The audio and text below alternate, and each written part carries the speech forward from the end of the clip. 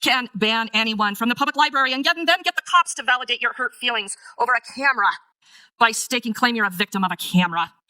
Hey, Sean, that was a super cute little no recording on public property administrative order thingy you tried to emulate off the good work of Devin Granberry. It was so cute. You guys like my acting? Oh my God, this is so fun. I can't wait for more. Steve, I'll be honest with you. I don't think you're an evil person. I really don't. I think that you have good intentions. I really do. I think you're misinformed and you make really poor decisions. And yeah, you piss me off a lot. But that's how I feel about this council. You guys are not as bad as Sheridan. I mean, that's not saying much because it doesn't take too much to be better than Sheridan, but you're not. Except for Joe Anderson, though. You'd fit right in with them.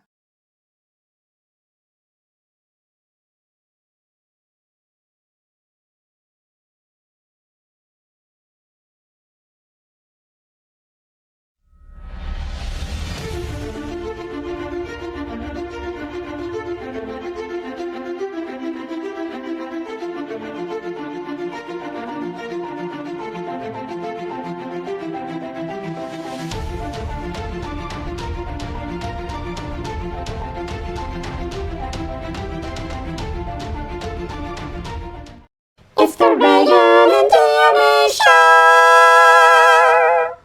Welcome, everyone. Some of you have seen the two people in the beginning of this video before when I covered them in a video 3 weeks ago. But for those who haven't heard of these two people, the first person talking is Regan Benson, and the second person is Chris, Denver Metro Audits, Cordova. Neither person lives in Inglewood, Colorado, but seems to have a hate-hate relationship with the city. I mean, Regan and Chris really just need to move there and run for city council so they can affect the change they claim they want to see happen. But no, she and Chris would rather use their cameras, YouTube channels, and voices in the city council meeting to bitch, piss, and moan about what is not happening instead. After all, if Inglewood did get itself together and make a utopian city filled with peace, love, harmony, and happiness for all, and where all public employees and officials should know their place, wink wink, that would stop giving them and those of us who cover them content. Well, DMA would always have Sheridan, but Regan has been fixated, nay, obsessed with Inglewood for quite a while. She would have to find a new city, new public employees and officials to hold accountable, new homeless people to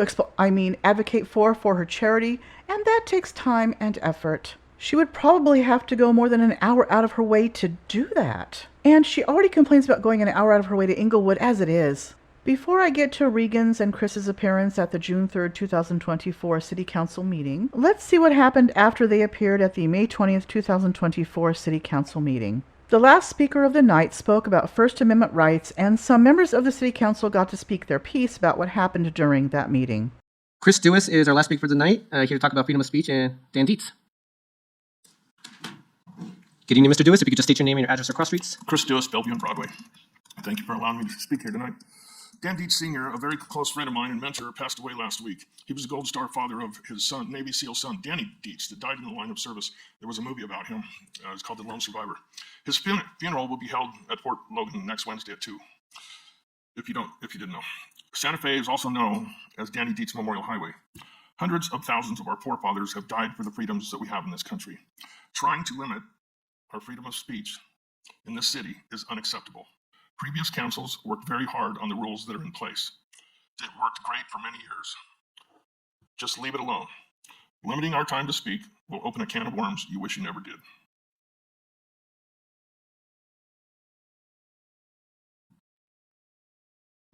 That's all I have to say. All right. Sorry about that, Mr. Dewis. Any questions? Any questions from members of council? Seeing none, Mr. Dewis, thank you very much for your time. Oh, sorry. No. Are we good? Hi, Mr. Dewis. Have you looked at any of the changes that are being proposed to public comment, or do you just blanket think public comment should not be changed at all? Well, I think it's been working fine all these years. That's what I needed to know. Thank you. Thank you. Thank you for your time, Mr. Dewis. And with that, that concludes unscheduled public comment. We don't have any online speakers, correct, sir? No. All right. And with that, Member Russell is giving a response to public comment. You may proceed when you're ready. I would like to thank each and every one of you for coming out tonight. And in my opinion, this is the most important time we spend in the evening to hear from you about what you care about. Mr. Cordova, I appreciate you coming out tonight, and I do appreciate the right to freedom of speech and the library situation as far as pornography has not changed, I do not think. If it has changed, I would appreciate an email from you, but council has not addressed that. at all since you were here the first time. And I do appreciate you coming out, and it is very disconcerting to me also that council members would go on a public forum and go after people. And not only you and other people who have the right to your opinions, but even council itself. And so thank you for coming to bring that to our attention. Regan, I don't know if you are online still. I appreciate you coming forward and speaking as well. You also have a right to be heard. And I do agree that public comment is the most important thing that we do on the city council. Chris, I want to thank you for coming out tonight too. And thank you for reminding us about Danny Dietz. He did give his life in the military. And that is exactly why it is important for us to listen to you all, because we have veterans that have given their life to protect our constitutional right. So thank you very much for coming out this evening. And if I missed you, I apologize, but I appreciate everyone. Thank you. Thank you, Member Russell. Mayor Pro Tem. Thank you, Mayor. I wanted to just respond to a couple of things. I wanted to just speak to, we had a couple of people come tonight to talk about a YouTube channel that Steve and I know a lot of you guys aren't normally at council meetings and maybe don't know the history of this. So I want to just provide a little perspective on that. I really appreciate that everyone has their right for public free speech. And we have a couple of people who spoke tonight at City Council, Chris Cordova and Regan Benson, who style themselves as First Amendment auditors. And what that means is they go around to different cities and they test the boundaries of what they can get away with, right? What's something, they try to find something that's legal, but that they think might provoke a reaction and therefore get cities to violate the law and do that. So they do that. But what they're doing is they're acting obnoxious in public places. That's what it comes down to. And Regan Benson specifically, has a long track record of cursing out cops, flipping people off, and just generally creating a nuisance of herself in public places. And this stuff is not a secret because she publishes it on her YouTube channel. That's the second thing they do is they take these audits and then they go and broadcast them on the internet to get YouTube views and make money. And so they have the freedom to do that, and I appreciate that they're exercising their freedoms.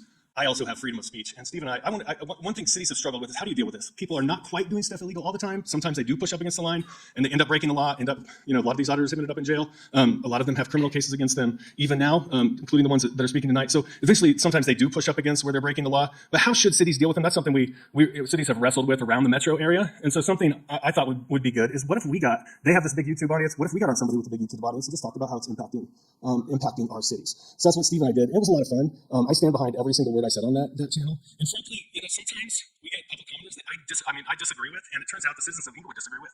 Mr. Cordova wants us to eliminate all of the restrictions on behavior standards in our library. We put those in place because our library was being wildly abused, and it's gotten to be a much better place now that we have some tools to actually ban people from the library. I've yet to talk to anybody in Inglewood who wants to do the Chris Cordova plan. And I want to stand up for the citizens of Inglewood. So Member Russell, Actually, I would like to call a point of decorum. He's going on about things that don't need to be gone over now. He's taking personal privilege that not one of them can respond to. And he's already gone on for over 5 minutes. Thank you, Member Russell. Mayor Pro Tem. I'll wrap it up here in about another 30 seconds or a minute. Go ahead. Call for a vote on point of decorum, or second. I need a second. Is there a second on point of decorum? Yes, there's a second. All right. And with that, can we please vote? What's the point of decorum? I guess the point of decorum is, Can I see the policy in our policy manual that they are saying I'm violating? Deputy City Attorney, do we have anything on point of decorum? I'm looking for it now. I know there's something in our municipal code on that, so just bear with me. Okay. Sorry, that's just an amendment to the Bob's Rules of Order from 2013, which is just to include on a point of decorum that it is a request of a member requiring a second for the body as a whole to review an act of a member for conformance with the rules of decorum. As such rules have been established and adopted by the body as a whole, it shall require approval by a majority of the quorum present, and it is not debatable. So I believe Mayor Pro Tem is just asking for which rule has been allegedly violated. Member Russell, is there anything that you want to point out there? Actually, it was in there. Can you read that last part again?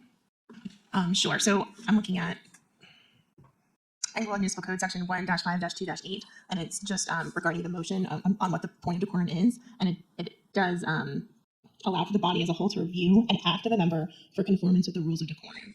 So what Mayor Pro Tem is requesting is which rule of order. The rules that we read to the public beforehand. No, it's the rules of decorum. Oh, so you can do whatever you want. It's the Member, point of order. point of decorum.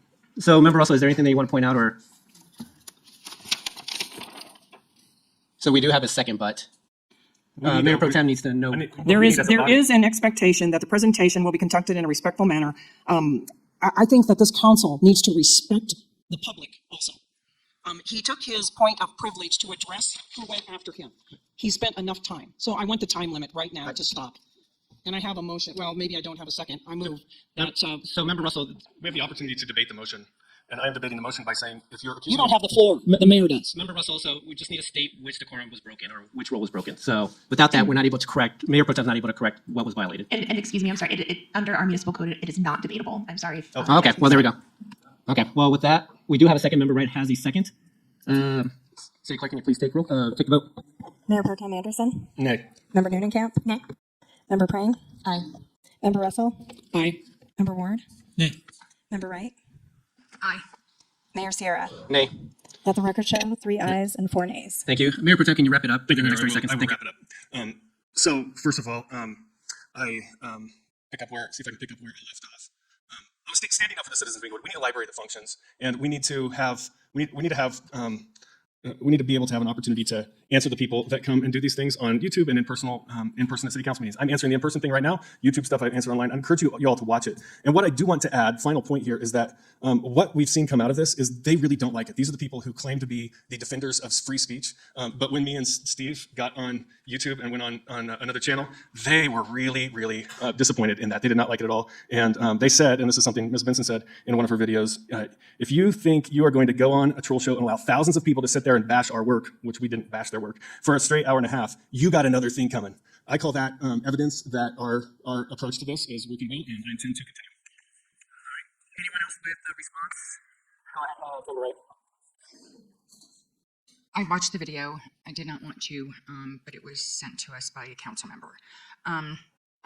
Some of the things that bothered me was discussions on upcoming votes, bringing up other members' names, and I think those are the things that bothered people that spoke this evening. So when you're discussing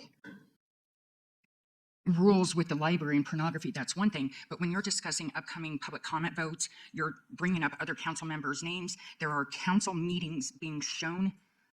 Granted, if you are the ones that are given those clips or not, I think there's a different twist on that. And I think that's where the public is coming from. I've received calls. I've received emails from a couple of people. So I just think it needs to be taken and thought of that way. And some thought needs to be put that way because there are upcoming votes and it's being put on blast for the world to see. And thought wasn't put into that.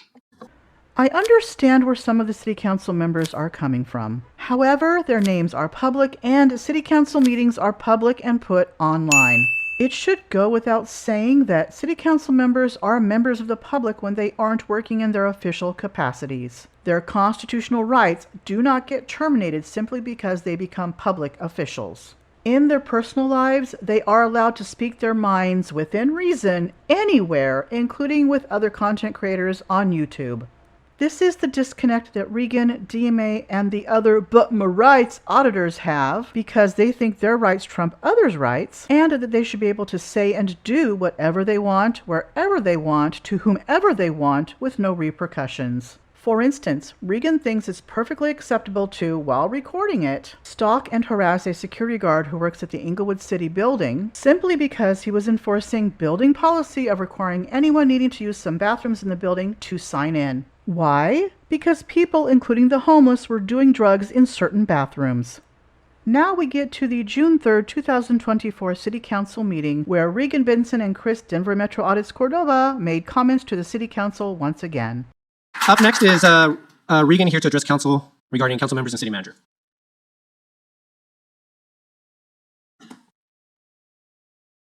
Hello, dearly beloved. We are gathered here tonight to get through this thing called life.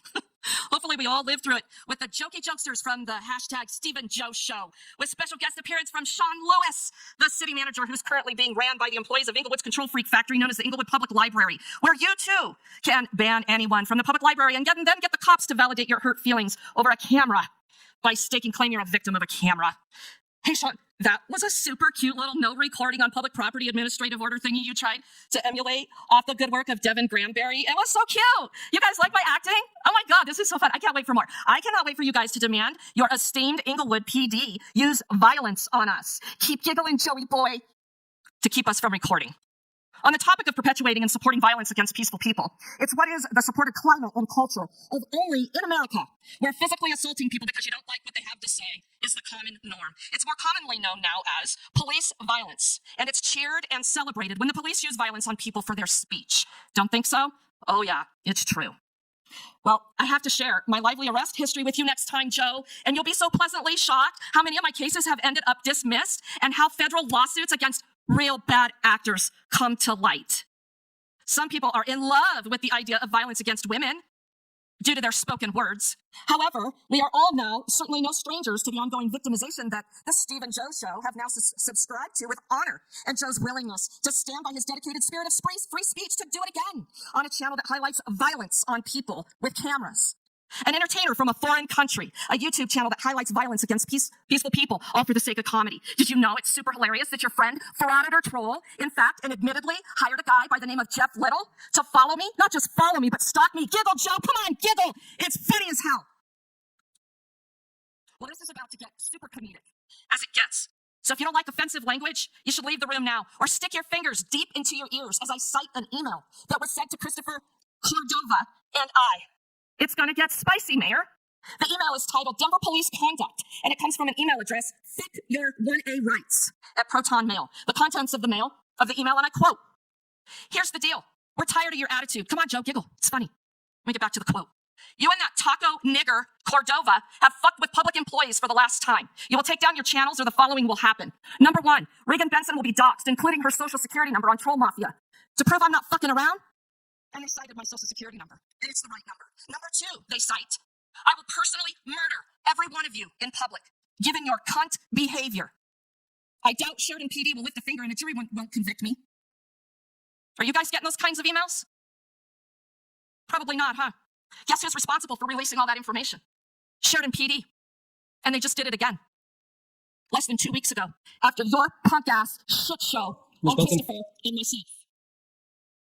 This is what you two perpetuate. It's what you want. You want violence on peaceful people for speech. And you're worried about Saucy? You're worried about Saucy. How hilarious is it?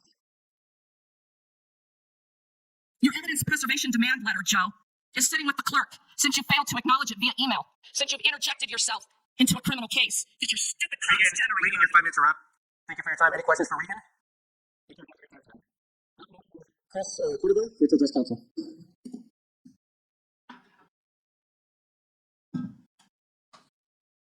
Chris, if you could just state your name and your address across streets. I don't know who is the one that's responsible for the timer, but there's a lot of inconsistencies last time. And I know you guys were talking about changing the rule, but to my knowledge, it's still that it should start after the speaker says their name and cross streets, or they just start their speech like I did. The first speaker last time, their timer started 32 seconds after he said his name and address. And I know he had a thumb drive to plug in, but after he started his presentation, the timer started 17 seconds later. There were several people who their time started after they said their name and not the address. Some people there was one lady who had, her timer started when she was in the middle of her name. And my time actually started after Mayor Sierra asked me to say my name and address. I didn't even speak yet and my timer got started. I lost 4 seconds. Regan Benson also lost 4 seconds because her timer started after she said the word good when she was doing a mic check by saying, good evening, can you hear me? So I think we need to be more consistent on that, guys. And Regan Benson and I lost the most time. I don't know if, you probably say, oh, that wasn't intentional, but out of all the people that either gained or lost time, we got the biggest draft. So, but I would like to start by thanking the 3 ladies on my right. Ms. Prang isn't here, but I would like to thank you ladies for standing up to this bully over here. I know that takes a lot of courage to do. And Ms. Prang, I know I was teasing you a little bit last time, so thank you. But I did a public records request on Joe Anderson and Steve Ward in their emails because I wanted to see if there's anything that would link them to this troll channel. And there was no responsive records. So if that's true, that means Joe Anderson, you're the one that reached out to them. And I say you because I'm pretty sure you're the ringleader, not Steve. Steve, I'll be honest with you. I don't think you're an evil person. I really don't. I think that you have good intentions. I really do. I think you're misinformed and you make really poor decisions. And yeah, you piss me off a lot. But that's how I feel about this council. You guys are not as bad as Sheridan. I mean, that's not saying much because it doesn't take too much to be better than Sheridan, but you're not. Except for Joe Anderson, though. You'd fit right in with them. You are a very dark energy, low vibrational soul disguised as a pastor. And I came to that conclusion by that stupid smirk that's on your face right now, the same one that you had the entire time last time, right? Because you loved it. This troll channel, you know this is going to get me back up here. Then it hit me. That's what you want, right? You love the attention. You love it. Because you're a narcissist. And narcissists love attention, whether it's good or bad. So it reminded me of a kid who gave up candy for Lent. And then finally he got to have his first lollipop. Yeah, he's back, right? So after you turned this city council meeting into a Jerry Springer show, you said, quote, they test the boundaries of what they can get away with. You can't get away with rights. They try to find something that's legal, but they can provoke a reaction from. But Jennifer Lambert said that too, so. But that's also a narcissistic trait. You see, I don't provoke reactions. I go and I peacefully record. And if somebody else is going to get irate and then blame me, that's called blame shifting. It's a narcissistic trait. Miss Lambert, she might suffer from that too. So I absolutely do not provoke reactions. I really don't. And even if I was provoking a reaction just for the sake of the argument, you sure as hell give me a good reaction, don't you, Joe? And I don't even want to keep coming back here. I know that's what you want, so hopefully I won't have to come back because it's very high stress to come here. It really is. And then, like Ms. Pring said, now we're wasting how many tax dollars on all this extra security? We had 4 officers here last time, right? Because you guys need security because you guys did something foolish. You're making a mockery of the city council, right? Not us, not Ms. Benson and I. You guys are. And your colleagues see right through it. You're not fooling anyone. I don't think you're trying to fool anyone. You're just scumbag and you're happy about it. And it's really sad. I think that there is a lot of hope for a lot of these people out here. Ms. Niles, even Mr. Lewis. I mean, I'm pissed off about that administrative order. I don't know if that's going to be going through, but that's a terrible thing that you would do that. But again, I don't think you're quite as bad as Cranberry yet. But so I just wanted to put that on the record, that we're not here to provoke a reaction, okay? And exercising your rights is not getting away with anything, Mr. Anderson. Chris, your 5 minutes are up. Any questions for Chris Cordova? Seeing none, thank you very much for your time. Though I don't condone what the email said that Regan read out, I will say that Regan, by putting Steve and Joel on blast on her YouTube channel, is reaping what she sows. They likely have received similar threatening emails, but she has conveniently made herself a professional victim while denying her part in all of this. No one, including Regan, has any control for what their supporters do or say. No one should be sending threatening emails to others, including Regan. Regan learning to accept responsibility for her actions will never happen. After the comment portion was over, Steve and Joe were allowed to make comments. I did cut out some comments that were only relevant to city matters. Member Ward, you are able to give response when you are ready.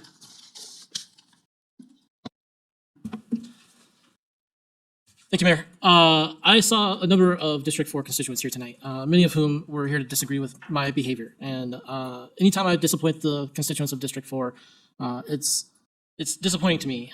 When I ran for office, I ran with the promise of increasing civility in Inglewood, and in particular on this dais and on council as a whole. I did something that was controversial, appearing on the Frauditor Troll YouTube channel. I did it very deliberately. I made that choice because, well, for a number of reasons, but I felt like I had something to say that this room was not the appropriate venue to say. And to the extent that that has caused more fracture in our public discourse and in our city, it's regrettable. I can't say that I wouldn't do it again the way that I did it, but it did have consequences, as speech always does. Moving on, I will try to acknowledge everyone, all of the Inglewood residents who were present in the room tonight. Mr. Kozak, you and I are long overdue for a cup of coffee. Let's grab one sometime. Maybe we can hash some things out. I know that we're not going to agree on a lot of things. You probably know that as well.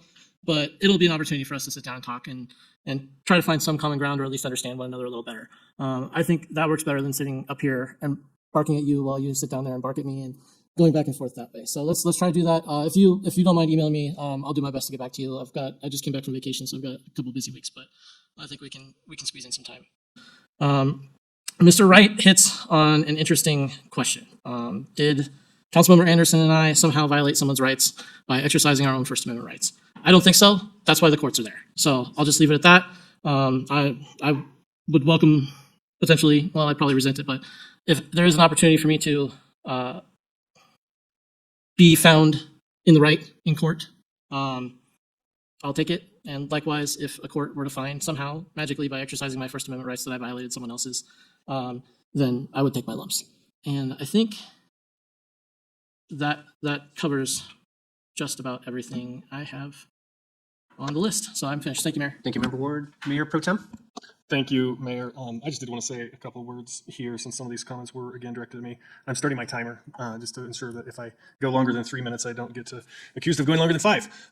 But I do want to speak to this a little bit and I respect Jennifer Lambert a lot. I like what she had to say, and I think that is totally a valid approach. Is to just say we're not going to engage with it, and that may or may not on some occasions work to have something distasteful go away.